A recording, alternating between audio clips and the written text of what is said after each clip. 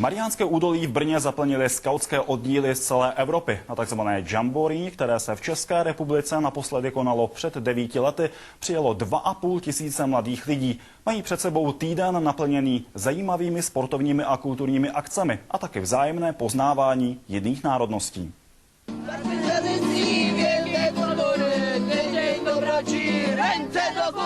Mnoho kultur, jeden svět. Takové je motto letošní akce, která je zřejmě největší v novodobé historii středoevropských skautských srazů, tedy za posledních 9 let. Jamboree je indiánské slovo, znamená něco jako slavnost, radovánky a hry většího počtu lidí. A přesně za tímto cílem většina účastníků přijela. Jsme tu za zábavou.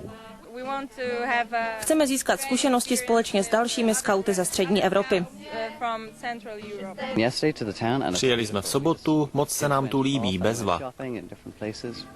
Já jsem tady, protože mě to hodně zajímalo, chtěla jsem poznat nové kultury a vůbec ten svět, jaký je skauting v jiných zemích. Účastníci jsou většinou ve věku 12 až 17 let. Přijeli ale i starší pozorovatelé a hosté, kteří měli možnost srovnávat s podobnými akcemi v zahraničí nebo v minulosti u nás. Toto se mně zdá je cigánský tábor. Není nic do řady postaveno, to jenom jsou hnízda. Tahle akce snese plné srovnání s akcemi, které se konají v Holandsku, v Chile, v Thajsku, na kterých jsme byli také jako skauti zastoupeni. Skauti nechtějí zůstat jen za plotem kempu a mají v plánu své aktivity představit veřejnosti. Na příští sobotu proto chystají tzv. Open Gate v městském Lužáneckém parku. Petra Špičková, Česká televize Brno. Regiony jsou u konce, další připravíme zase zítra. Hezký večer.